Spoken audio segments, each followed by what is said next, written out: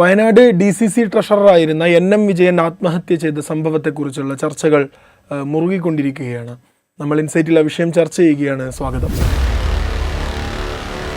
Shri NM Vijayan ആത്മഹത്യ ചെയ്തു. അദ്ദേഹത്തിൻ്റെ ഭിന്നശേഷിക്കാരനായ മകനെ വിഷം കൊടുത്തു കൊന്ന ശേഷമാണ് അദ്ദേഹം ആത്മഹത്യ ചെയ്തിട്ടുള്ളത്. അദ്ദേഹത്തിൻ്റെ ആത്മഹത്യക്കുറിപ്പ് പുറത്തു വന്നു. നമ്മളത് വായിച്ചു. വളരെ കണ്ണീരണിപ്പിക്കുന്ന രൂപത്തിലുള്ള പ്രയോഗങ്ങളും വാക്കുകളൊക്കെയാണ് അദ്ദേഹം എഴുതിയിട്ടുള്ളത്. സഹകരണ ബാങ്കിലെ നിയമനവുമായി ബന്ധപ്പെട്ട്, അവിടെ നിയമനത്തിന് വേണ്ടി കോഴ വാങ്ങുന്നതുമായി ബന്ധപ്പെട്ട്, ആ കോഴ വാങ്ങുന്നതിന് പോലും ഉടമ്പടി ഉണ്ടാക്കുന്നതുമായി ബന്ധപ്പെട്ട് MLA അടക്കമുള്ളവർക്കെതിരെ ആരോപണങ്ങൾ ഉന്നയിച്ചാണ് അദ്ദേഹം ആത്മഹത്യക്കുറിപ്പ് എഴുതിയിട്ടുള്ളത്. ഈ സഹകരണ മേഖലയിൽ ഇങ്ങനെ പ്രവർത്തിക്കുന്നവർ, പാർട്ടി പ്രവർത്തകർ, ഇങ്ങനെയുള്ളവർ ആത്മാർത്ഥമായി പണിയെടുക്കുന്നത് കൊണ്ട് കുടുങ്ങിപ്പോകുന്നൊരവസ്ഥ, ഇതിൻ്റെ ഒരു പ്രതീകമായി മാറുകയല്ലേ ഒരു ജില്ലാ ട്രഷറർ പോലും? അത് ശരിയാണ്. കാരണം വെച്ച് കഴിഞ്ഞാൽ ഈ സഹകരണ സ്ഥാപനങ്ങൾ, നമ്മൾ കേരളത്തിലെ സഹകരണ മേഖല എടുത്തു കഴിഞ്ഞാൽ, കേരളത്തിലെ സഹകരണ മേഖല കേരളത്തിൻ്റെ സമ്പദ് വ്യവസ്ഥയ്ക്കും കേരളത്തിലെ ഗ്രാമീണ ജനവിഭാഗങ്ങൾക്ക് നൽകുന്നൊരു സേവനം വളരെ വലുതാണ്. അത് ചെറുതല്ല. നമ്മൾ സാധാരണ വാണിജ്യ ബാങ്കുകളോ അല്ലെങ്കിൽ നാഷണലൈസ്ഡ് ബാങ്കുകളോ നൽകുന്ന സേവനത്തേക്കാൾ വലിയ സേവനം ഒരുപക്ഷെ സഹകരണ സ്ഥാപനങ്ങൾ കേരളത്തിന് നൽകുന്നുണ്ട്, കേരളത്തിലെ ജനങ്ങൾക്ക് നൽകുന്നുണ്ട്. പക്ഷേ കേരളത്തിലെ സഹകരണ മേഖല നമുക്കെല്ലാവർക്കും അറിയുന്നത് പോലെ പാർട്ടികളുടെ ഒരു ഭരണത്തിൻ്റെയോ അല്ലെങ്കിൽ പാർട്ടികളുടെ ഒരു നിയന്ത്രണത്തിലോ ആണ് പ്രവർത്തിച്ചു വരുന്നത്. അതിൽ ഭൂരിഭാഗവും CPM നിയന്ത്രണത്തിലുള്ളതോ LDFൻ്റെ വിവിധ ഘടകകക്ഷികളുടെ നിയന്ത്രണത്തിലുള്ളതോ ആയിട്ടുള്ള സഹകരണ സ്ഥാപനങ്ങളാണ്. അവിടെ എല്ലായിടത്തും നിയമനങ്ങൾക്ക് അതാത് പാർട്ടികളിലെ ആളുകളെ പരിഗണിക്കുന്നത് നമുക്കറിയാം. അതുപോലെ തന്നെയാണ് കോൺഗ്രസിൻ്റെ നിയന്ത്രണത്തിലുള്ള സഹകരണ സ്ഥാപനങ്ങൾ. ഇതൊക്കെ എല്ലാവർക്കും അറിയാവുന്ന കാര്യങ്ങളാണ്. കോൺഗ്രസിൻ്റെ നിയന്ത്രണത്തിലുള്ളൊരു സഹകരണ സ്ഥാപനത്തിൽ ഇതര പാർട്ടികളിലുള്ള ഒരാളുകൾക്ക് നിയമനം നൽകുക എന്ന് പറയുന്നത് വളരെ അപൂർവമായി മാത്രം സംഭവിക്കുന്നൊരു കാര്യം. ആ നിയമനത്തിന് പല പ്രക്രിയകളുണ്ടെങ്കിൽ പോലും തിരഞ്ഞെടുപ്പ് വരുമ്പോൾ ഏതാണ്ട് ഈ പാർട്ടികളുമായി ബന്ധം പുലർത്തുന്നവരോ പാർട്ടി അംഗങ്ങളോ ഒക്കെ തന്നെയാണ് തിരഞ്ഞെടുക്കപ്പെടുക. ഇത് കുറേ കാലങ്ങളായിട്ട് നിലനിൽക്കുന്നൊരു പരിപാടിയാണ്. അതിന് ചിലയിടത്തെങ്കിലും നിയമനത്തിന് കോഴ വാങ്ങുന്ന സമ്പ്രദായം ഉണ്ട് എന്നുള്ളതും നമുക്കെല്ലാവർക്കും അറിയാം. ഇവിടെ NM വിജയൻ്റെ കാര്യത്തിൽ രണ്ട് കാര്യങ്ങളുണ്ട്. ഒന്ന്, ഈ നിയമനത്തിന്, അതായത് പാർട്ടിയുടെ നിയന്ത്രണത്തിലുള്ള ഒരു സഹകരണ സ്ഥാപനത്തിൽ നിയമനത്തിന് കോഴ വാങ്ങി ആ കോഴ തിരിച്ചു നൽകുന്നതിന് വേണ്ടിയിട്ട്, അല്ലെങ്കിൽ ആ നിയമനം നടക്കാത്തതുകൊണ്ട് ആ പണം തിരിച്ചു നൽകുന്നതിന് വേണ്ടിയിട്ട് NM വിജയൻ സ്വന്തം പ്രോപ്പർട്ടി പണയപ്പെടുത്തി പണം വാങ്ങി എന്നുള്ളതാണ് അദ്ദേഹത്തിൻ്റെ കത്തിൽ പറയുന്ന ഒരു കാര്യം. വേറൊരു കാര്യം, BJPയുടെ നിയന്ത്രണത്തിലുണ്ടായിരുന്ന ഒരു സഹകരണ സ്ഥാപനത്തെ ആ നിയന്ത്രണത്തിൽ നിന്ന് മാറ്റുന്നതിന് വേണ്ടിയിട്ട്, കോൺഗ്രസ്സിന് ഭരണം പിടിക്കുന്നതിന് വേണ്ടിയിട്ട് അവിടുത്തെ ഒരു ഡയറക്ടറെ രാജിവെപ്പിക്കുന്നതിന് വേണ്ടി കോഴ കൊടുത്തു, അല്ലെങ്കിൽ കോഴ കൊടുക്കാൻ ശ്രമിച്ചു. അതിന് പണം സമാഹരിക്കുന്നതിന് ശ്രമിച്ചു. ആ പണം കൊടുക്കുന്നതിന് വേണ്ടിയും അദ്ദേഹം സ്വന്തം നിലയ്ക്ക് പണം കണ്ടെത്തേണ്ടി വന്നു. അത് പാർട്ടി തിരിച്ചു നൽകിയില്ല. ഇതിൻ്റെ ബാധ്യത മുഴുവൻ അദ്ദേഹത്തിൻ്റെ ചുമലിലേക്ക് വന്നു. ആ ബാധ്യത സംബന്ധിച്ച് പാർട്ടി നേതൃത്വവുമായിട്ട്, അതായത് വയനാട് ജില്ലാ നേതൃത്വമായിട്ട് പലതവണ അദ്ദേഹം സംസാരിച്ചു. പക്ഷേ ഒരു തീർപ്പും ഉണ്ടായില്ല. അപ്പോൾ ആ ബാധ്യത പരിഹരിക്കാൻ പറ്റാത്ത സാഹചര്യം വന്നപ്പോൾ ഞാൻ ഇങ്ങനൊരു തീരുമാനത്തിലേക്ക് പോവുകയാണ്. ഈ ഇദ്ദേഹത്തിൻ്റെ കത്തിന് രണ്ട് പാർട്ടുണ്ടെന്നാണ് ഞാൻ മനസ്സിലാക്കുന്നത്. ഒന്ന്, അദ്ദേഹം ഈ കാര്യങ്ങളൊക്കെ വിശദീകരിച്ചുകൊണ്ട് നേരത്തെ തന്നെ വയനാട് ജില്ലാ കോൺഗ്രസിൻ്റെ ജില്ലാ നേതൃത്വത്തിന്, KPCCയുടെ നേതൃത്വത്തിന്, പ്രതിപക്ഷ നേതാവിനൊക്കെ നേരത്തെ കൊടുത്തൊരു കത്ത്. അതായത് ഇങ്ങനെയൊക്കെയാണ് സംഭവങ്ങൾ, ഇതിങ്ങനെ തുടർന്നു കഴിഞ്ഞാൽ എനിക്ക് ജീവിതം അവസാനിപ്പിക്കുകയല്ലാതെ വേറെ മാർഗ്ഗം ഉണ്ടാവില്ല എന്ന് പറയുന്ന ഒരു ഭാഗം. രണ്ടാമത്തെ അദ്ദേഹത്തിൻ്റെ ആത്മഹത്യാക്കുറിപ്പും. അപ്പോൾ പൊതുവിൽ എന്ന് വെച്ചാൽ ഇതിങ്ങനെ ഉണ്ടാവുമോ, അല്ലെങ്കിൽ ഇയാൾ എഴുതിയിരിക്കുന്നതൊക്കെ സത്യമാകുമോ എന്നുള്ളൊരു സംശയം ഒരു ഭാഗത്തുണ്ട്. ആ സംശയത്തിനൊരു വെയിറ്റും ഉണ്ട്. കാരണം വെച്ചാൽ ഇത് ഈ കത്തിൽ പറയുന്ന പോലെ വേറെ ആരെങ്കിലും പറഞ്ഞിട്ട് ഇദ്ദേഹം കോഴ വാങ്ങിയതാണോ, വേറെ ആർക്കെങ്കിലും കൊടുക്കാൻ വേണ്ടിയിട്ട് ഇദ്ദേഹം കോഴ വാങ്ങിയതാണോ എന്നുള്ളൊരു സംശയം അവിടെയുണ്ട്. പിന്നെ ഈ കത്ത് അദ്ദേഹം തന്നെ എഴുതിയതാണോ എന്നുള്ളൊരു സംശയം അവിടെ ഉണ്ട്. ആ സംശയത്തിനൊക്കെ ഒരു ലീഗൽ വെയിറ്റ് അവിടെ ഉണ്ട്. പക്ഷേ ഇത് നടക്കാത്തൊരു കാര്യമാണ് എന്ന് സഹകരണ സ്ഥാപനങ്ങളെക്കുറിച്ച് പരിചയമുള്ള, സഹകരണ സ്ഥാപനങ്ങളിലെ നിയമനങ്ങളെക്കുറിച്ച് പരിചയമുള്ള, സഹകരണ സ്ഥാപനങ്ങളിലെ ഭരണം പിടിക്കാൻ നടത്തുന്ന ശ്രമങ്ങളെക്കുറിച്ച് പരിചയമുള്ള ആർക്കും ഒരു സംശയം ഉണ്ടാവില്ല. കാരണം കേരളത്തിൽ മുൻകാലത്ത് ഓരോ സർക്കാരും അധികാരം മാറി. ഇപ്പോൾ LDF അധികാരത്തിലിരിക്കുന്ന സമയം സഹകരണ സ്ഥാപനങ്ങൾ മുഴുവൻ LDF നിയന്ത്രണത്തിലുള്ള ഭരണസമിതിയാണെങ്കിൽ UDF അധികാരത്തിൽ വരുമ്പോൾ UDF അത് മുഴുവൻ പിരിച്ചുവിട്ടുകൊണ്ട് അഡ്മിനിസ്ട്രേറ്റർ ഭരണം ഏർപ്പെടുത്തും. അത് കഴിഞ്ഞിട്ട് തിരിച്ച് LDF അധികാരത്തിൽ വരുന്നൊരു ഘട്ടമാണെങ്കിൽ LDF അത് മുഴുവൻ പിരിച്ചുവിട്ടുകൊണ്ട് അഡ്മിനിസ്ട്രേറ്റർ ഭരണം നടത്തിയിട്ട് പുതിയ തെരഞ്ഞെടുപ്പ്. ഇതൊക്കെ മുൻകാലത്ത് വളരെ പതിവായി നടന്നത്. അതായത് സഹകരണ മേഖലയെ നിയന്ത്രണത്തിലാക്കുക എന്നുള്ളത് സംസ്ഥാനത്തെ രാഷ്ട്രീയ പാർട്ടികളെ സംബന്ധിച്ചൊരു പ്രധാനപ്പെട്ട കാര്യമായിരുന്നു. അതിനനുസരിച്ചുള്ള തീരുമാനങ്ങൾ അവരെടുത്തിട്ടുണ്ട്, അത് നടപ്പാക്കിയിട്ടുണ്ട്. അതിൻ്റെ തുടർച്ചയായിട്ട് വേണം നമ്മളിതിനെ കാണാൻ. അപ്പോൾ ഏതെങ്കിലും ഒരു ബാങ്കിൻ്റെ ഭരണം പിടിക്കാൻ വേണ്ടിയിട്ട് പണം സ്പെൻഡ് ചെയ്യുക എന്നുള്ളതോ ആ നിയന്ത്രണമുള്ളൊരു ബാങ്കിലെ നിയമനത്തിന് വേണ്ടിയിട്ട് നിയമിക്കപ്പെടാൻ താല്പര്യമുള്ള വ്യക്തികളിൽ നിന്ന് കോഴ വാങ്ങുക എന്നുള്ളതോ അത്ര എന്താ പറയുക അപൂർവമായതോ അല്ലെങ്കിൽ നടക്കാത്തതോ ഒരു കാര്യമായിട്ട് നമ്മൾ കാണേണ്ടതില്ല. ആ നിലയ്ക്ക് NM വിജയൻ പറയുന്ന കാര്യങ്ങൾ നടന്നിരിക്കാനുള്ളൊരു സാധ്യത വളരെ കൂടുതലാണ്.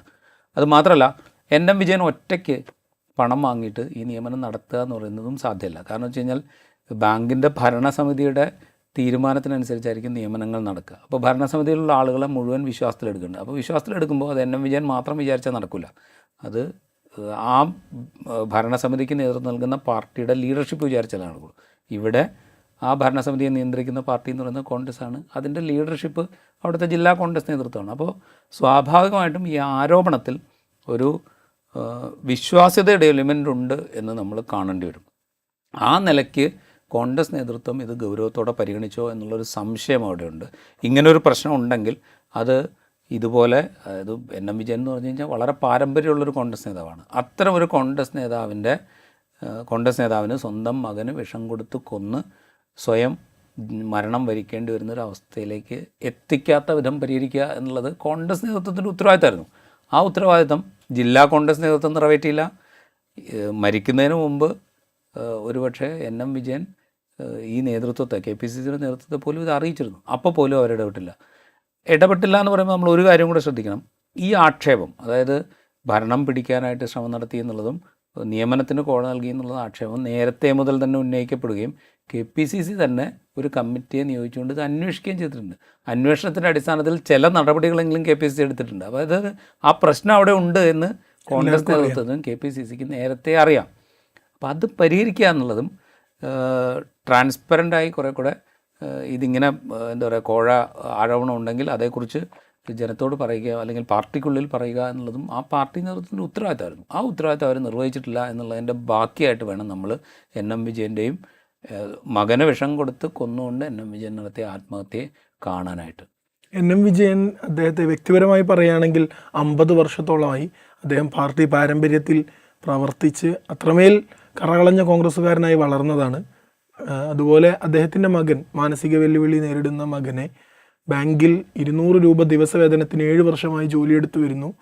എന്നിട്ടും അദ്ദേഹത്തിൻ്റെ മകനെ മാറ്റി മറ്റൊരാൾക്ക് നിയമനം കൊടുക്കുന്ന അവസ്ഥ വരുന്നു. ഇതെല്ലാം അദ്ദേഹത്തിൻ്റെ കുറിപ്പിൽ പറയുന്ന വ്യത്യസ്ത ഘടകങ്ങളാണ്. മരണശേഷം അദ്ദേഹം കത്തെഴുതി വെച്ച് മരണശേഷം 10 ദിവസം വെയിറ്റ് ചെയ്യണം, എന്നിട്ടും നേതൃത്വം ഒന്നും നടപടി എടുക്കുന്നില്ലെങ്കിൽ ഇത് പരസ്യപ്പെടുത്തിയാൽ മതി എന്ന രൂപത്തിൽ മരിക്കുമ്പോൾ പോലും തൻ്റെ പാർട്ടിയെ സംരക്ഷിക്കണമെന്ന് ആഗ്രഹിച്ചുകൊണ്ടാണ് അദ്ദേഹം മരണം എന്ന വഴി സ്വീകരിക്കുന്നത് പോലും. അങ്ങനെ തൻ്റെ പാർട്ടിയെ ചേർത്ത് നിർത്താൻ ശ്രമിച്ച ഒരാളെ കോൺഗ്രസ് കൈവിട്ടു എന്ന് നമുക്ക് പറയാൻ കഴിയില്ലേ? സംശയമില്ല. കാരണം വെച്ച് കഴിഞ്ഞാൽ കോൺഗ്രസ് ഇപ്പോൾ ഓഫ് ലൈറ്റ് ഒരു കമ്മിറ്റിയെ നിയോഗിക്കുന്നു. ആ കമ്മിറ്റി പോയി ആ കുടുംബത്തെ കാണുന്നു. അവരുടെ ബാധ്യത സംബന്ധിച്ചുള്ള ചില ഉറപ്പുകൾ ഈ കത്ത് പുറത്തു വന്നതിന് ശേഷം മാത്രം കത്ത് പുറത്തു വന്നതിന് ശേഷം ഇമ്മീഡിയറ്റ് ആയിട്ടല്ല. കാരണം കത്ത് പുറത്തു വന്നതിന് ശേഷമുള്ള കോൺഗ്രസ് നേതാക്കളുടെ റിയാക്ഷൻ മുഴുവൻ ഇതിനെയൊക്കെ നെഗറ്റ് ചെയ്യുന്ന വിധത്തിലായിരുന്നു. അത് വയനാട് ജില്ലയിലെ കോൺഗ്രസ് നേതൃത്വത്തിൻ്റെ റിയാക്ഷൻ ഒട്ടും ഇതുമായിട്ട് ഞങ്ങൾക്ക് യാതൊരു ബന്ധമില്ല എന്നുള്ള മട്ടിലായിരുന്നു.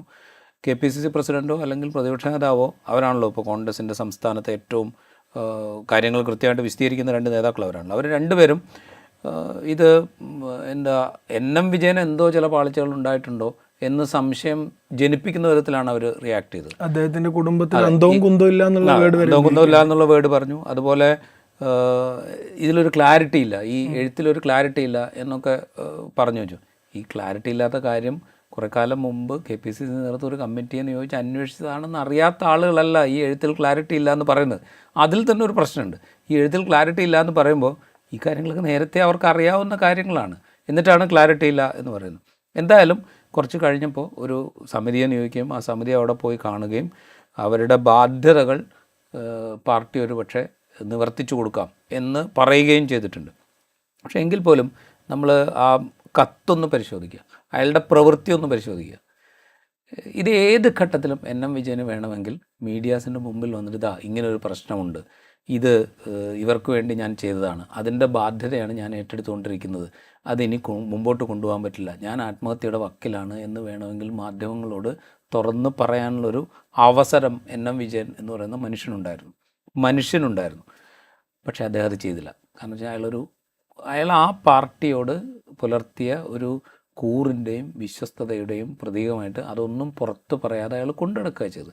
ഏറ്റവും അവസാനം പോലും അയാൾ ഇത് കുറിപ്പെഴുതുമ്പോൾ ഇത് 10 ദിവസം കാത്തിരിക്കണം, എൻ്റെ മരണശേഷം, എൻ്റെ മരണം കൊണ്ടാണെങ്കിൽ പോലും പാർട്ടി നേതൃത്വം ഇതിൽ ഇടപെടും, എന്നിട്ട് ഈ പ്രശ്നങ്ങൾ പരിഹരിക്കുമെന്ന പ്രതീക്ഷ അയാൾ പുലർത്തിപ്പോന്നു. അത്രയും വിശ്വാസം ആ പാർട്ടിയോട് അയാൾ കാണിച്ചിരുന്നു. ഒരുപക്ഷെ നമ്മൾ കോൺഗ്രസ് എടുത്തു കഴിഞ്ഞാൽ അത്രയും വിശ്വസ്തത പുലർത്തുന്ന നേതാക്കളുടെ എണ്ണം വളരെ കുറവായിരിക്കും.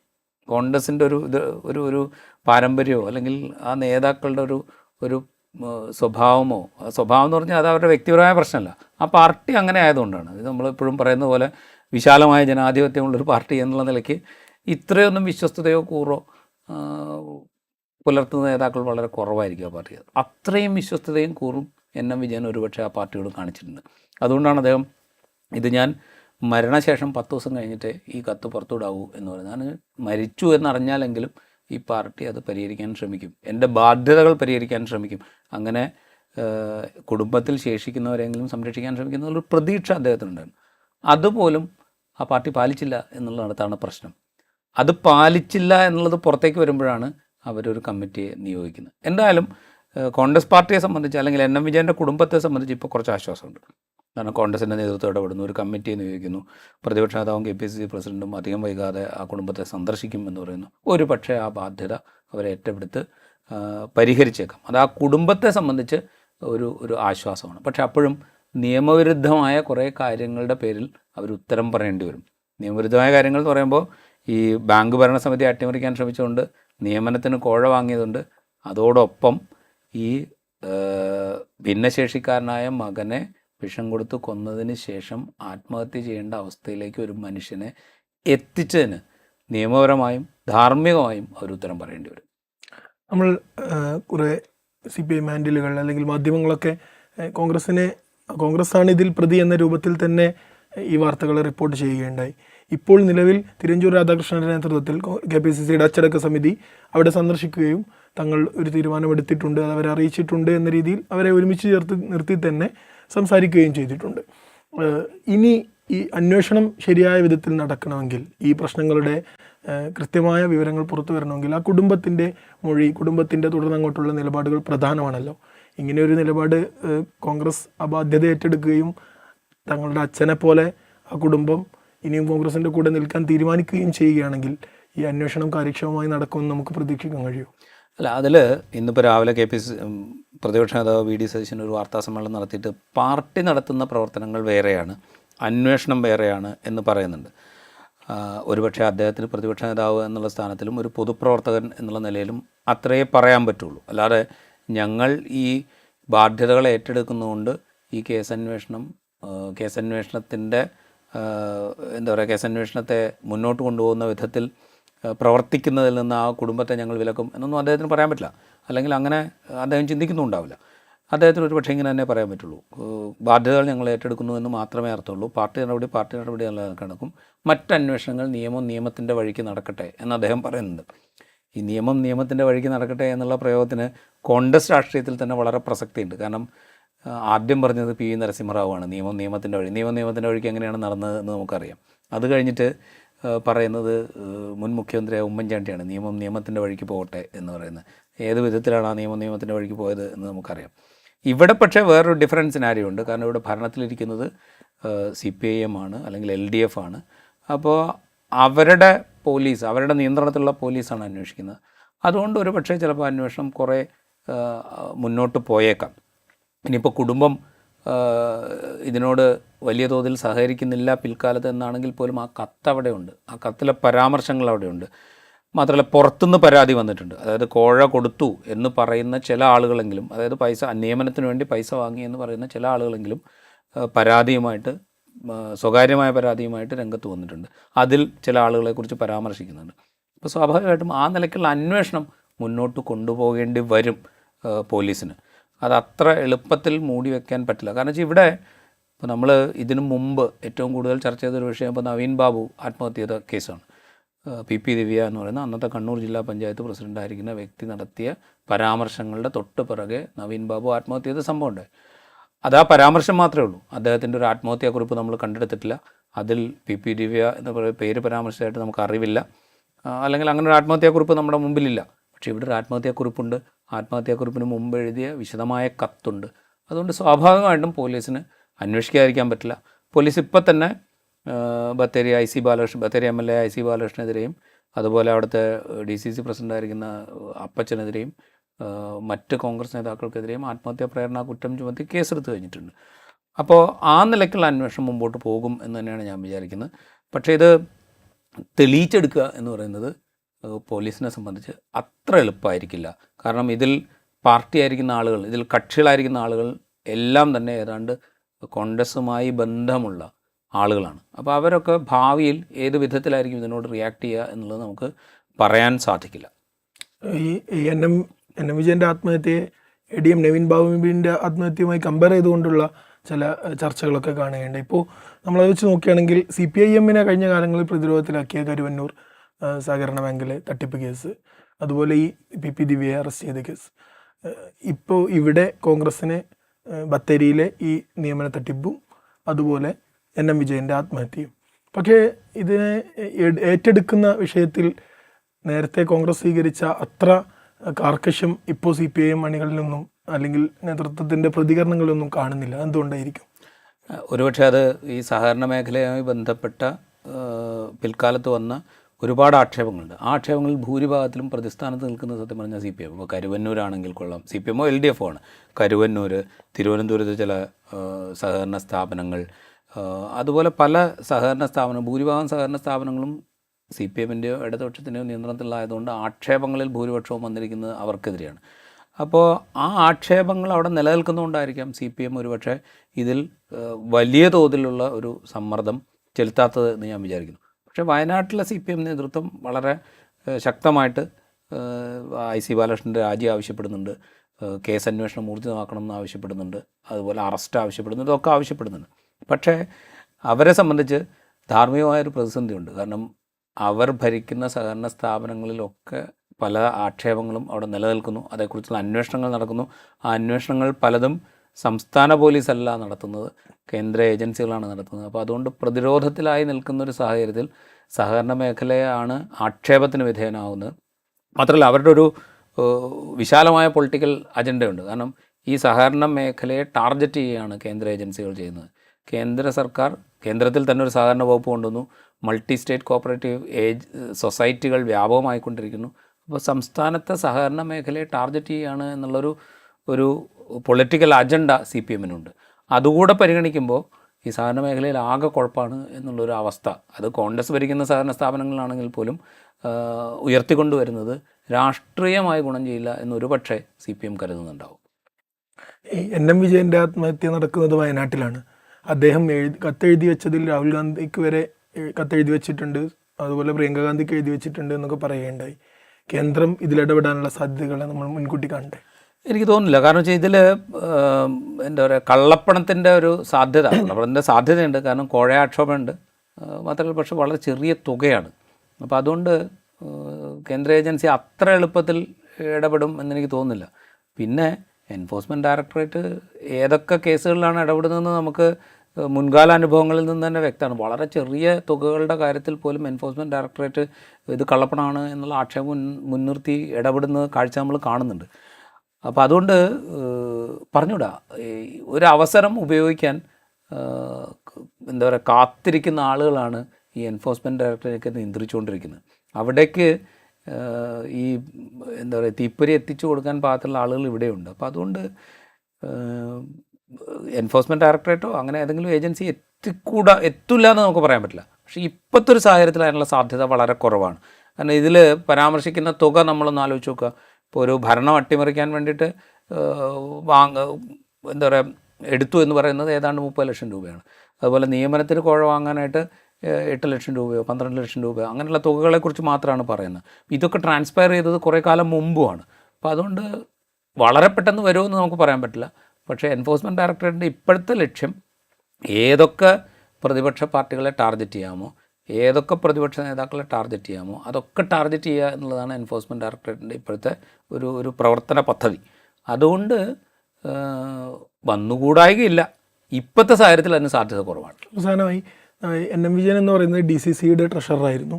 ഈ MLA മാർ അതല്ലെങ്കിൽ പ്രതിപക്ഷ നേതാവ് അടക്കമുള്ള വലിയ നേതാക്കൾ കഴിഞ്ഞാൽ ഈ DCCയുടെ അതല്ലെങ്കിൽ മണ്ഡലം ബൂത്ത് കമ്മിറ്റികളുടെയൊക്കെ നേതൃസ്ഥാനത്തിരിക്കുന്നവർ പൊതുജനങ്ങളുമായി എപ്പോഴും ഇടപെട്ടുകൊണ്ടിരിക്കുന്നവരാണ്. അതുകൊണ്ട് അതൊക്കെ തന്നെയാണ് NM വിജയന് വിനയായതും. അദ്ദേഹം ഈ മുതിർന്ന MLA അടക്കമുള്ളവരുടെ റെക്കമെൻഡേഷൻ അതിനു വേണ്ടിയിട്ട് കോഴ വാങ്ങുന്നു നിയമനങ്ങൾക്ക് വേണ്ടിയിട്ട്. പക്ഷേ ചോദ്യം നേരിടേണ്ടി വരുന്നത് ഈ താഴേക്കിടയിലുള്ള നേതാക്കന്മാരാണ്.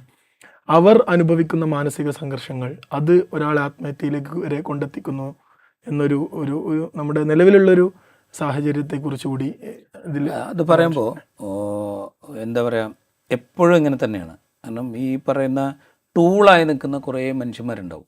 ഇപ്പോൾ NM വിജയൻ സത്യം പറഞ്ഞ ഒരു ടൂളായി നിൽക്കുക ചെയ്ത് അദ്ദേഹത്തിൻ്റെ പാർട്ടി, അദ്ദേഹത്തിൻ്റെ പാർട്ടിയുടെ നേതാക്കൾ അവരോട് പുലർത്തുന്നൊരു വിശ്വാസ്യത, അവർ നിർദ്ദേശിക്കുന്ന കാര്യങ്ങൾ ചെയ്തു കൊടുക്കുക, അതിൽ നിന്ന് പ്രത്യേകിച്ച് സ്വാർത്ഥമായ നേട്ടങ്ങൾ ഉദ്ദേശിക്കാതിരിക്കുക.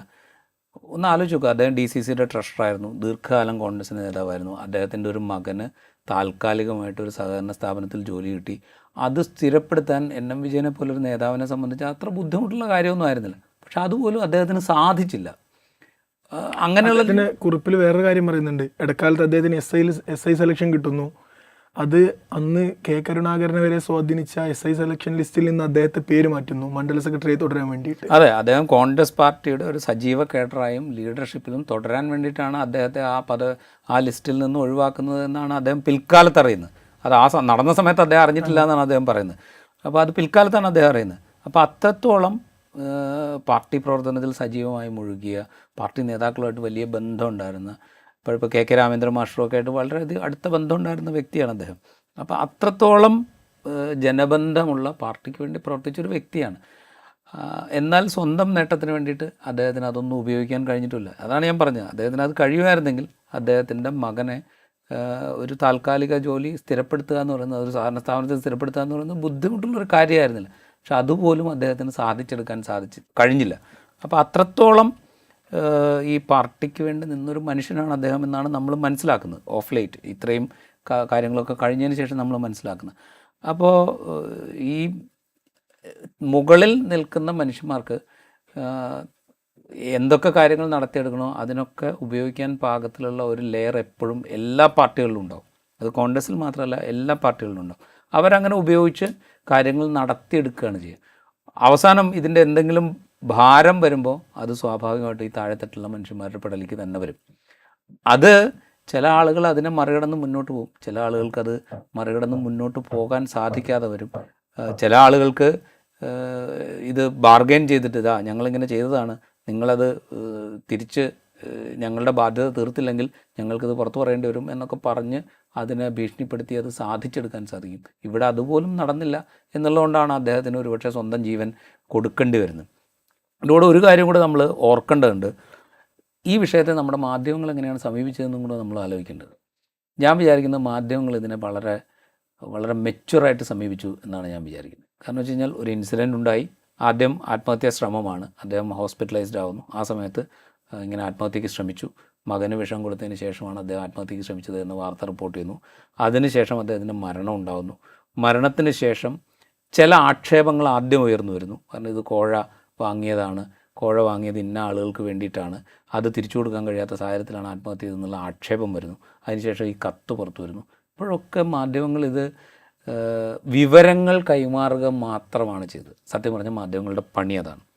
വിവരങ്ങൾ കൈമാറുകയും ആ വിവരങ്ങളോട് എങ്ങനെയാണ് ആ പൊളിറ്റിക്കൽ ലീഡർഷിപ്പ് റിയാക്ട് ചെയ്യുന്നത് എന്ന് ജനത്തോട് പറയുകയുമാണ് മാധ്യമങ്ങളുടെ ജോലി. അതിനുശേഷം ഈ പുറത്തു വന്ന വിവരങ്ങളോട് നിയമ സംവിധാനം റിയാക്ട് ചെയ്യുന്നില്ല എങ്കിൽ അത് ചൂണ്ടിക്കാണിക്കുക എന്നുള്ളതും മാധ്യമങ്ങളുടെ ഉത്തരവാദിത്തമാണ്. ഇവിടെ ഈ പുറത്തു വന്ന വിവരങ്ങളോട് റിയാക്ട് ചെയ്യാൻ നിയമ സംവിധാനങ്ങൾക്ക് മാധ്യമങ്ങൾ വേണ്ട സമയം കൊടുക്കുന്ന കാഴ്ച നമ്മൾ കണ്ടു. കാരണം ആത്മഹത്യാ പ്രേരണയ്ക്ക് കേസെടുക്കുന്നില്ല എന്ന് നിലവിളിക്കുന്ന കാഴ്ച നമ്മൾ കണ്ടില്ല. ഇപ്പോൾ നവീൻ ബാബുവിൻ്റെ കാര്യത്തിൽ ഇതൊരു കമ്പാരിസന് വേണ്ടിയിട്ടാണ് ഞാൻ പറയുന്നത്. നവീൻ ബാബു ആത്മഹത്യ ചെയ്യുന്നതിൻ്റെ പിറ്റേ ദിവസം മുതൽ നമ്മൾ കാണുന്ന കാഴ്ച എന്തായിരുന്നു നമ്മളൊന്ന് ആലോചിച്ച് നോക്കുക. മാധ്യമങ്ങളിൽ മുഴുവൻ പോലീസ് കേസെടുക്കുന്നില്ല, ആത്മഹത്യാ പ്രേരണയ്ക്ക് പോലും കേസെടുക്കുന്നില്ല, പോലീസ് ചോദ്യം ചെയ്യുന്നില്ല, അന്വേഷിക്കുന്നില്ല എന്ന് പറഞ്ഞ് ഇങ്ങനെ കണ്ടിന്യൂസ് ആയിട്ട് പോകായിരുന്നു. അതും ഒരു വാർത്തയായിരുന്നില്ല, ഏതാണ്ട് മുഴു ദിവസം നീളുന്ന വാർത്തകളായിട്ട് പോകുമായിരുന്നു. അതിലൊരു കാര്യവും കൂടി ഉണ്ട്. കാരണം വെച്ച് കഴിഞ്ഞാൽ ഭരിക്കുന്ന പാർട്ടിയുടെ നേതാവാണ് പ്രതിസ്ഥാനത്ത്, പോലീസിനെ നിയന്ത്രിക്കുന്നത് ഭരിക്കുന്ന പാർട്ടിയാണ്. അതുകൊണ്ട് ഒരു പക്ഷേ പോലീസ് ഇക്കാര്യത്തിൽ മെല്ലെ പോയേക്കാം എന്നുള്ളൊരു തോന്നലിൻ്റെ അടിസ്ഥാനത്തിൽ മാധ്യമങ്ങൾ അങ്ങനെ പ്രവർത്തിച്ചു എന്ന് വേണമെങ്കിൽ നമുക്ക് പറയാം. പക്ഷെ എന്നാൽ പോലും അതിനും ഒരു സമയം കൊടുക്കണമല്ലോ നമ്മൾ. ആ സമയം അവിടെ കൊടുത്തതായിട്ട് നമ്മൾ കാണുന്നേയില്ല. ഇവിടെ അങ്ങനെയല്ല. ഇവിടെ മാധ്യമങ്ങൾ ആ പക്വത കാണിച്ചിട്ടുണ്ട്. പോലീസിന് വേണ്ട സമയം കൊടുക്കുന്നു, റിയാക്ട് ചെയ്യേണ്ട, അതായത് അതിനോട് റിയാക്ട് ചെയ്യേണ്ട പൊളിറ്റിക്കൽ ലീഡർഷിപ്പിന് അവർക്ക് പറയാനുള്ളത് എന്താണ് എന്ന് കേൾപ്പിക്കാൻ അവസരം കൊടുക്കുന്നു. ആ കേൾപ്പിക്കുമ്പോൾ തന്നെ അവർ പറയുന്നത് തന്നെയാണ് മാധ്യമങ്ങൾ കാണിക്കുന്നത്. അല്ലാതെ ഇപ്പോൾ നേരത്തെ ഇപ്പോൾ പി ദിവ്യയുടെ കാര്യത്തിലുണ്ടായെന്ന് വെച്ചാൽ ദിവ്യയെ ന്യായീകരിച്ച് നേതാക്കൾ എന്നുള്ള മട്ടിലാണ് അതിനെ കൊണ്ടുപോകാൻ മാധ്യമങ്ങൾ ശ്രമിച്ചത്. ഇവിടെ അങ്ങനെയല്ല. ഇവിടെ IC ബാലകൃഷ്ണനെ ന്യായീകരിച്ച് നേതാക്കൾ എന്നല്ല മാധ്യമങ്ങൾ കൊടുക്കുന്നത്. ഇതാണ് സത്യം പറഞ്ഞു കഴിഞ്ഞാൽ ഒരു റിപ്പോർട്ടിങ്ങിൻ്റെ മര്യാദ എന്ന് പറയുന്നത്. ആ മര്യാദ മറ്റ് കാര്യങ്ങളിൽ മാധ്യമങ്ങൾ പിന്തുടരുന്നില്ല എന്നുള്ളൊരു പ്രശ്നമുണ്ട്. അത് CPMൻ്റെ കാര്യത്തിലാണെങ്കിൽ പ്രത്യേകിച്ചുമുണ്ട്. ഇപ്പോൾ റീസെൻ്റായിട്ട് വന്ന എല്ലാ കാര്യങ്ങളിലും നമുക്കത് കാണാം. അപ്പോൾ ഇത് സംബന്ധിച്ച് ഇപ്പോൾ CPM ഹാൻഡിലുകൾ വലിയ വിമർശനം സോഷ്യൽ മീഡിയയിലൊക്കെ ഉയർത്തുന്നുണ്ട്. ആ വിമർശനങ്ങളിൽ ഒരു പരിധി വരെ കഴമ്പുണ്ട് എന്നാണ് ഞാൻ വിചാരിക്കുന്നത്. ഒരു പക്ഷേ മാധ്യമങ്ങൾ പിന്തുടരേണ്ട പാത ഇപ്പോൾ ഈ കേസിൽ എന്താണോ ചെയ്തത്, നിയമപരമായി ചെയ്യാൻ കഴിയുന്ന കാര്യങ്ങൾ എന്താണ് എന്ന് പോലീസ് ആലോചിക്കുകയും അവരത് ചെയ്യുന്നുണ്ടോ എന്ന് വാച്ച് ചെയ്യുകയും അവർക്ക് ചെയ്യാനുള്ളൊരു അവസരം കൊടുക്കുകയും അത് കഴിഞ്ഞിട്ടും അവർ ചെയ്യുന്നില്ലെങ്കിൽ അതിനെ വിമർശിക്കുകയും ചെയ്യുക എന്നുള്ള ഇതിനൊരു ബ്രീതിങ് ടൈം ഉണ്ടല്ലോ, അത് കൊടുക്കുക എന്നുള്ളതാണ് നമുക്ക് ചെയ്യാൻ പറ്റുന്നൊരു കാര്യം, മാധ്യമങ്ങൾക്ക് ചെയ്യാൻ പറ്റുന്നൊരു കാര്യം എന്നാണ് എനിക്ക് തോന്നുന്നത്. ആ നിലയ്ക്ക് ഈ കേസിൽ മാധ്യമങ്ങൾ വളരെ പക്വതയോടുള്ള സമീപനമാണ് സ്വീകരിച്ചതെന്നാണ് എനിക്ക് തോന്നുന്നത്. എന്നാലും NM വിജയൻ ആത്മഹത്യ ചെയ്തിരിക്കുന്നു. അന്വേഷണം കൃത്യമായി നടക്കട്ടെ. അദ്ദേഹത്തിനും അദ്ദേഹത്തിൻ്റെ മരണപ്പെട്ട മകനും അവരുടെ ആത്മാവിന് നീതി ലഭിക്കട്ടെ. നമ്മുടെ സഹകരണ മേഖലയിലും മറ്റിടങ്ങളിലുമെല്ലാം നടപ്പിലായിക്കൊണ്ടിരിക്കുന്ന അനീതികൾക്കെതിരെ പ്രതികരിക്കാൻ ഇതൊരു അവസരമാകട്ടെ. നമുക്ക് MLA അടക്കമുള്ളവരെ പ്രതി ചേർത്തുകൊണ്ടുള്ള പ്രതിപട്ടിക തയ്യാറായിട്ടുണ്ട്. അന്വേഷണം കൃത്യമായി നടക്കട്ടെ, വിവരങ്ങൾ പുറത്തു വരട്ടെ. ഈ ഇൻസൈറ്റ് ഇവിടെ പൂർണ്ണമാവുകയാണ്. മറ്റൊരു എപ്പിസോഡുമായി വീണ്ടും കാണാം.